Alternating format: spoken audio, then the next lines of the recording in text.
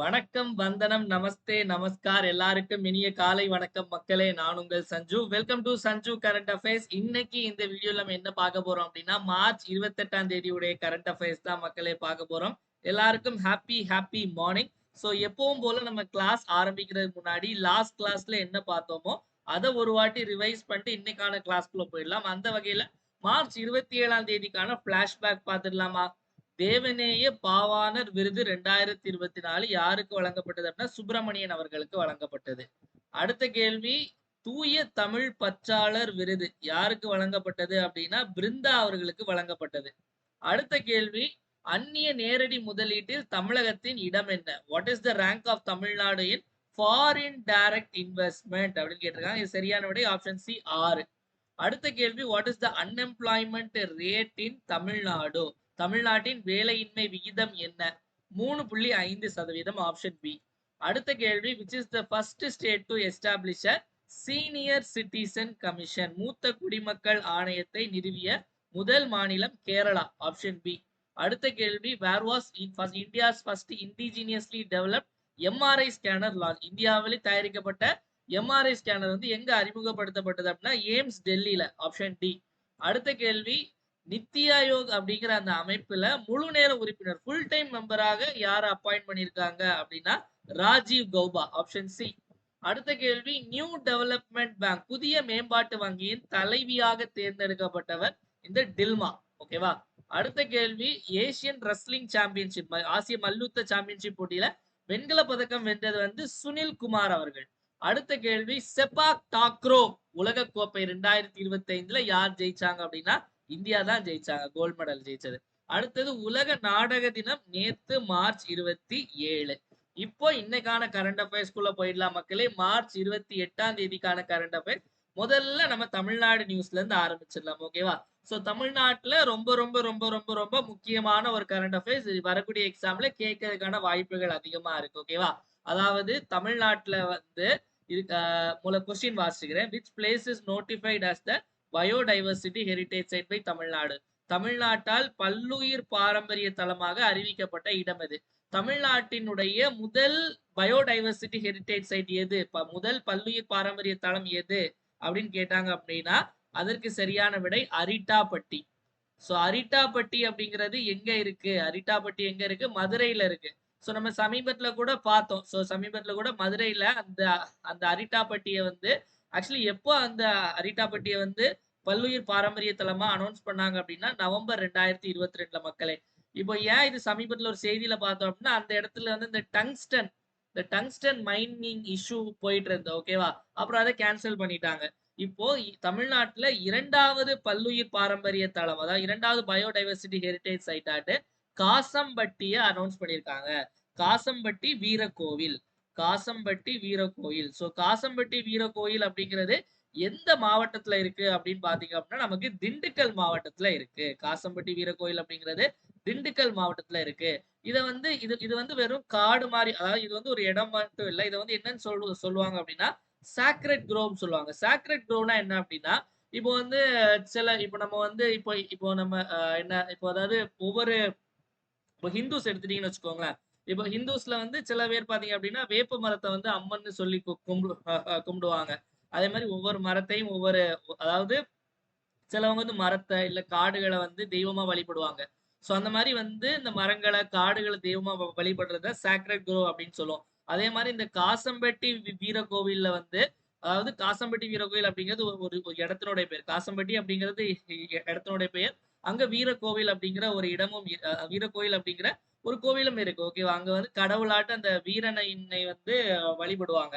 So அந்த இடத்த வந்து பாத்தீங்க அப்படின்னா பல்லுயிர் பாரம்பரிய தலமா அனௌன்ஸ் பண்ணியிருக்காங்க.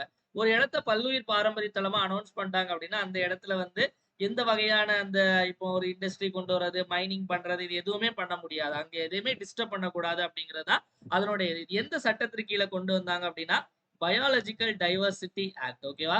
சோ அதாவது உயிரியல் பன்முகத்தன்மை சட்டம். உயிரியல் பன்முகத்தன்மை சட்டம் 2002. ஓகேவா? சோ உயிரியல் பன்முகத்தன்மை உயிரியல் பன்முகத்தன்மை சட்டம் 2002. சோ உங்களுக்கு டைரக்டா வந்து இத பத்தி கேட்கலாம். இல்ல இந்த சட்டம் எந்த வருஷம் கொண்டு வரப்பட்டதுன்னா 2002. அதையும் ஞாபகம் வச்சுக்கோங்க. இது மொத்தமா எவ்வளவு இடம் அப்டின்னா 4.97 ஹெக்டேர். 4.97 ஹெக்டேர்ல இது பண்ண போறாங்க. அப்ப 2வது இது எங்க இருக்கு அப்டின்னா காசம்பட்டி வீரகோவில், திண்டுக்கல் மாவட்டத்துல இருக்கு. எந்த சட்டத்தின் கீழ அப்டின்னா பயாலஜிக்கல் டைவர்சிட்டி ஆக்ட் 2002. எப்படி கேட்டாலும் ஆன்சர் போட்டுறணும். ஓகேவா? சோ அடுத்து பாத்தீங்க அப்டின்னா என்ன? சோ என்ன என்ன என்ன பாக்குறீங்க? முட்டை. ஓகேவா? சோ முட்டை அப்படின்னு சொன்ன உடனே உங்களுக்கு என்ன ஞாபகம் வரும்? சோ முட்டைனா முட்டை முட்டை கலக்கி ஞாபகம் வருமா? இல்ல முட்டை ஆம்லேட் ஞாபகம் வருமா? இல்ல வந்து முட்டை ஹாஃப் பாயில் ஞாபகம் வருமா? இல்ல அவிச்ச முட்டை எது வருமா? இல்ல பொடி மாஸ் வருமா? சரி சும்மா உனக்கு கேட்கிறேன். ஓகேவா? கன்டென்ட் இல்ல. உங்களுக்கு முட்டையில வந்து எந்த டிஷ் ரொம்ப பிடிக்கும்? இப்ப நெறைய டிஷ் சொன்னேன். இத தாண்டி நெறைய இருக்குமா இல்லன்னு தெரியல. சோ உங்களுக்கு என்ன டிஷ் பிடிக்கும் அப்படிங்கிறத கமெண்ட் பண்ணுங்க. ஓகேவா? எப்பவுமே அப்படியே ஒரு மாரி படிப்பு சம்மந்தம் மட்டும் கமெண்ட் பண்ண அவசியம் இல்ல. ஒரு மாரி ஜாலியா படிப்போம். ஓகேவா? சரி. சோ முட்டைன்னு சொன்ன உடனே இவ்வளவு நாள் நமக்கு வேற வேற விஷயங்கள் ஞாபகம். எங்க ஊர்ல புல்ஸ்ன்னு சொல்லுவாங்க. அதாவது இந்த ஹாஃப் பாயில் போடுறத. சரி முட்டை. முட்டைய பத்தி என்ன அப்படின்னா, what is the rank of Tamil Nadu in egg production? முட்டை உற்பத்தியில தமிழ்நாட்டினுடைய இடம் என்ன அப்படின்னு பாத்தீங்க அப்படின்னா 2வது இடம்.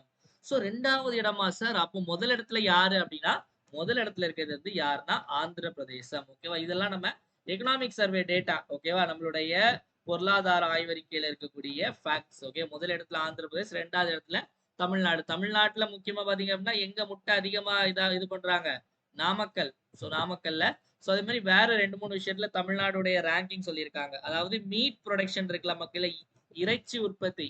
அதாவது இறைச்சி உற்பத்தியில தமிழ்நாடு வந்து 6வது இடத்துல இருக்காங்க. அதே மாரி பால் உற்பத்தி, மில்க் புரொடக்ஷன்ல பால் உற்பத்தியில தமிழ்நாடு 11வது இடத்துல இருக்காங்க. அப்போ நமக்கு முட்டையில 2, இறைச்சில அதாவது முட்டையில 2, இறைச்சியில 6, அதே மாரி பால்ல வந்து 11 அப்படிங்கிறத ஞாபகம் வச்சுக்கோங்க. இதே வந்து முட்டையில வந்து இந்திய அளவுல ஆந்திரா. இதே உலக அளவுல வந்து எந்த நாடு வந்து அதிகமா வந்து முட்டை உற்பத்தி செய்யுது அப்படின்னா சைனாக்காரன்.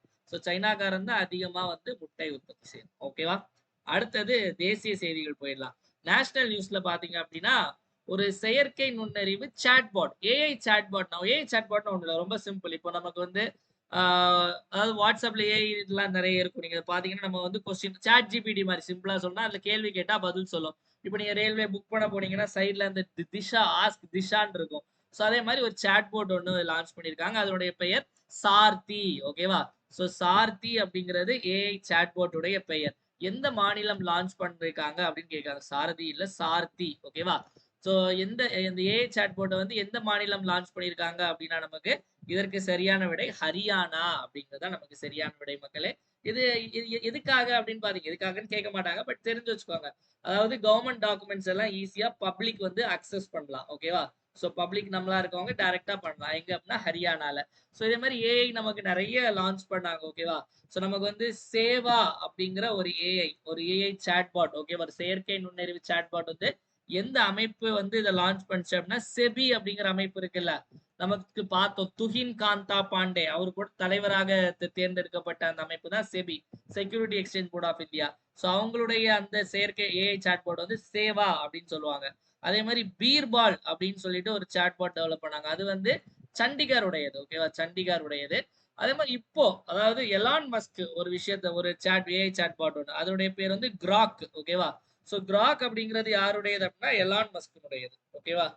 அதாவது அமெரிக்காவை ட்ரம்ப் கையில வச்சிருக்காருன்னா ட்ரம்ப்பை இவர் கையில வச்சிருக்காரு எலான் மஸ்க். ஓகேவா? So crack. ஓகே, கிராக் அப்படிங்கிறது ஒரு ஏஐ. இது யார் உருவாக்குனது? எலான் மஸ்க் உடைய கம்பெனி உருவாக்குனது. அதே மாதிரி இன்னொரு விஷயம் மக்களே, நான் அன்னைக்கு இன்னொன்னு பார்த்தேன். நம்ம வந்து சொன்னோம் தெரியுமா, அந்த அணுத்தூரியம் அப்படிங்கிற அந்த ஃபிளவர்ஸ் வந்து மிசோரம்ல இருந்து எக்ஸ்போர்ட் பண்ணிருக்காங்க முதல் முறையா.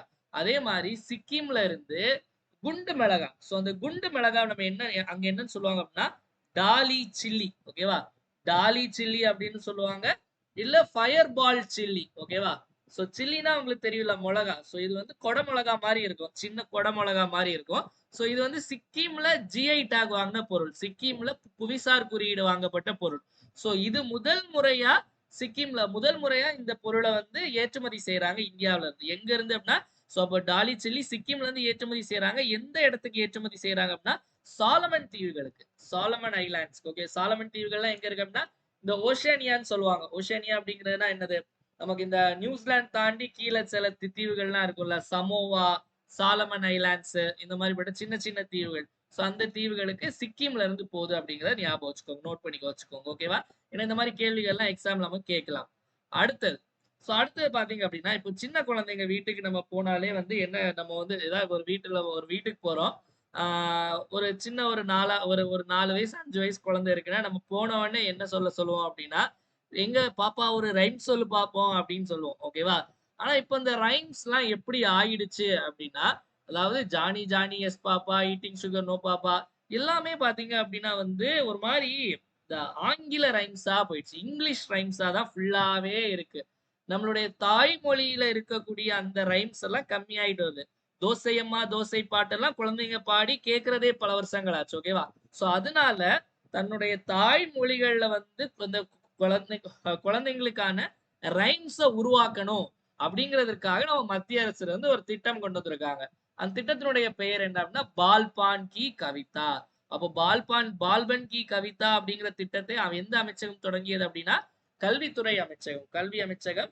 சிம்பிள் எதுக்காக அப்படின்னா, நமக்கு சொந்த மொழி. அதாவது பாரதிய லாங்குவேஜ் அதாவது இங்கிலீஷையும் சேர்த்தா இங்கிலீஷ் பிளஸ் நம்மளுடைய அதாவது தாய்மொழிகள் ஹிந்தி, அதாவது ஹிந்திக்காரங்களுக்கு ஹிந்தி தாய்மொழி, தமிழ்காரங்க தமிழ், இந்த மாதிரி ஒவ்வொரு தாய்மொழியிலையும் உருவாக்கணும். அதாவது முக்கியமா ரைம்ஸ் உருவாக்கணும் அப்படிங்கிறதற்காக உள்ள திட்டம் தான் இந்த பால்பன் கி கவிதா அப்படிங்கிற திட்டம்.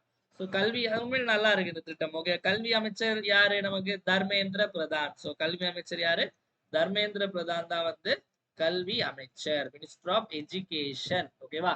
அடுத்த கேள்வி போயிடலாம் மக்களே. நெக்ஸ்ட் பாத்தீங்க அப்படின்னா அப்பாயின்மெண்ட். அப்பாயின்மெண்ட்ஸ்ல இன்னைக்கு நம்ம யாருக்கு என்ன அப்பாயின்மெண்ட் ஆர்டர் கொடுக்க போறோம் அப்படின்னா, என்னப்பா ரவீந்திராக்கு ஏதாவது அப்பாயின்மெண்ட் ஆர்டர் கொடுக்க போறோமா என்ன?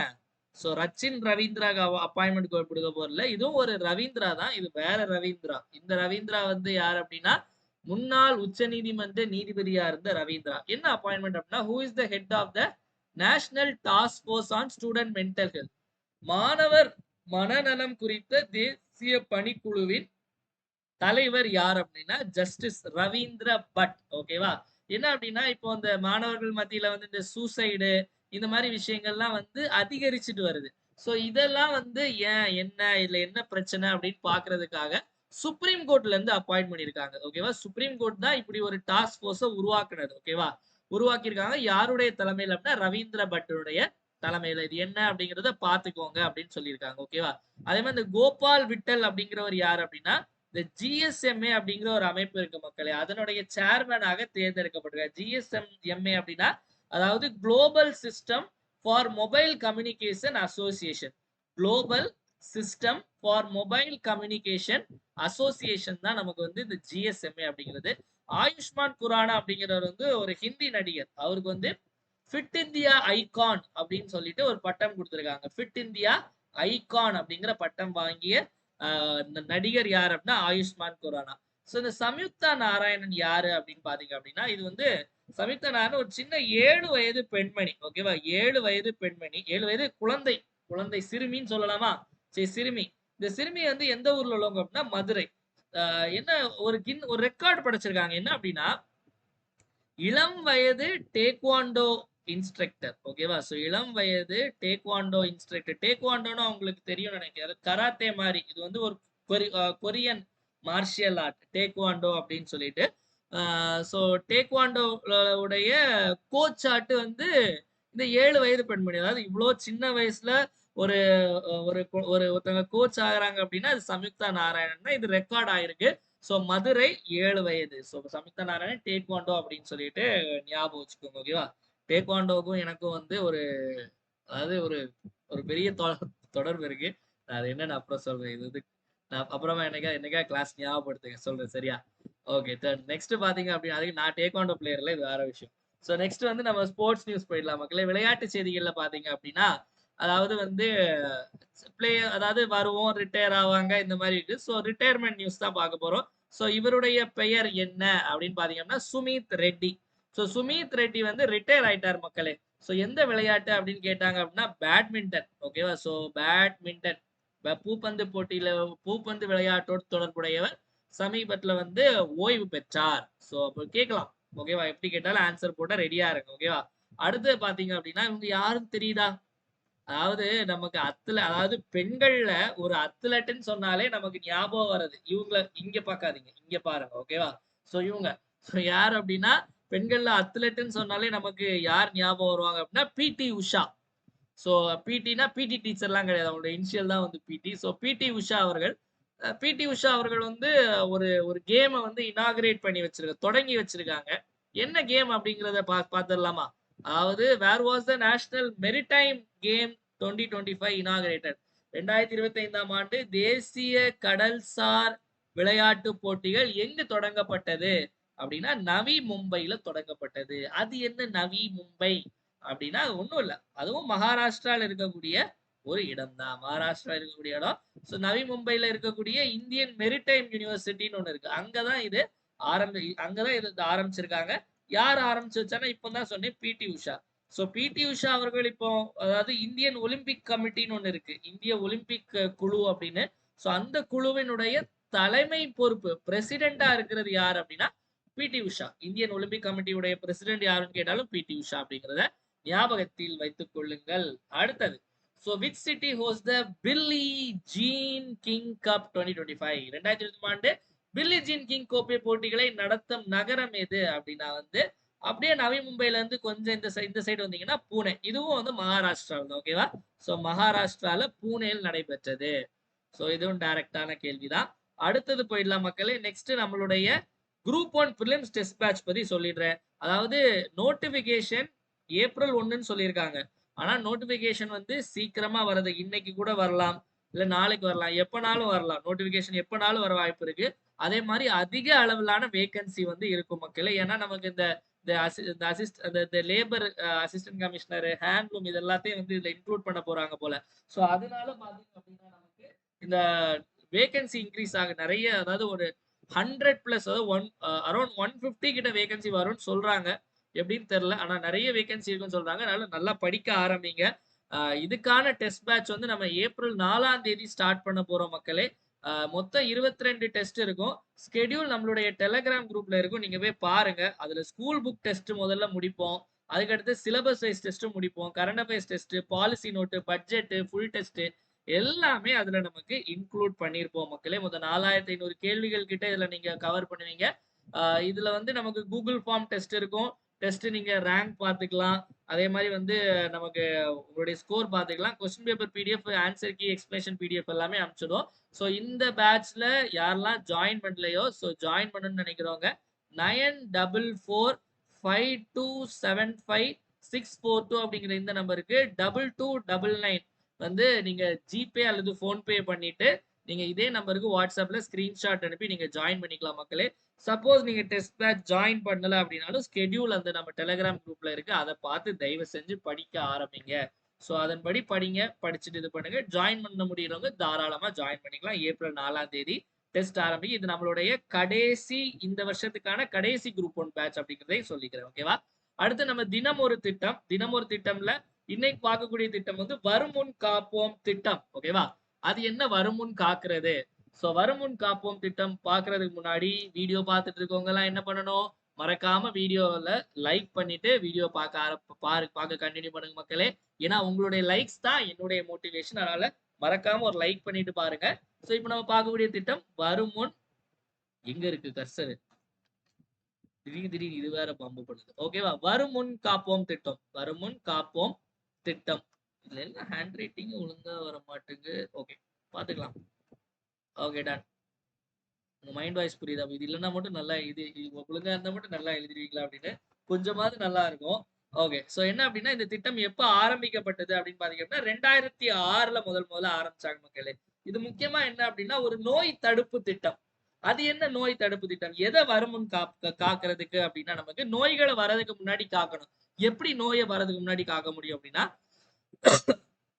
அங்க நமக்கு சிறப்பு மருத்துவ முகாம்கள் அமைத்து, சோ அங்க செக் பண்ணி ஏதாவது நோய் இருக்கா, ஏதாவது நோய் வர மாதிரி சிம்டம் இருக்கா, அதெல்லாம் பார்த்து அவங்களுக்கு மருந்து கொடுத்து நோய் வராம தடுக்கிறதுக்கான திட்டம் தான் வருமுன் காப்போம் திட்டம். சப்போஸ் ஒரு இடத்துல மழை வருதுன்னா அந்த இடத்துல வந்து நமக்கு டெங்கு பரவ வாய்ப்பு இருக்கு, யானைக்கால். சோ இதெல்லாம் முதல்ல போய் எல்லாமே ஒரு முகாம் போட்டு எல்லாத்தையும் கிளியரா முடிச்சிருவாங்க.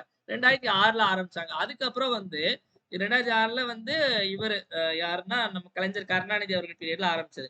அதுக்கப்புறம் 2021ல அவருடைய பையன் மு.க. ஸ்டாலின் அவர்கள், இப்போ இந்நாள் முதல்வர் மு.க. ஸ்டாலின் அவர்கள் வந்து மறுபடியும் இந்த திட்டத்தை லான்ச் பண்றாரு. எங்க அப்படின்னா சேலம் வாழப்பாடியில. சேலம் வாழப்பாடியில மறுபடியும் திட்டத்தை லான்ச் பண்றாரு. என்னைக்கு அப்படின்னா 29/2 சாரி டேட் வேணா 2021 ஞாபகம் வச்சுக்கோங்க. ஓகேவா? ஸோ 2021ல நமக்கு லான்ச் பண்ணாங்க. ஓகேவா? நமக்கு 2021ல. அதே மாதிரி பாத்தீங்க அப்படின்னா இந்த திட்டத்திலேயே வந்து இதேதான். சேம் திட்டம் தான். இத வந்து பட்டி டிங்கரிங் பார்த்து இப்ப வச்சிருக்காங்க. 2021 இது 2006 அப்படிங்கிறத வந்து ஞாபகத்துல வச்சுக்கோங்க. ஓகேவா? சோ அடுத்தது வந்து கமெண்ட் யுவர் ஆன்சர் செக்ஷன்.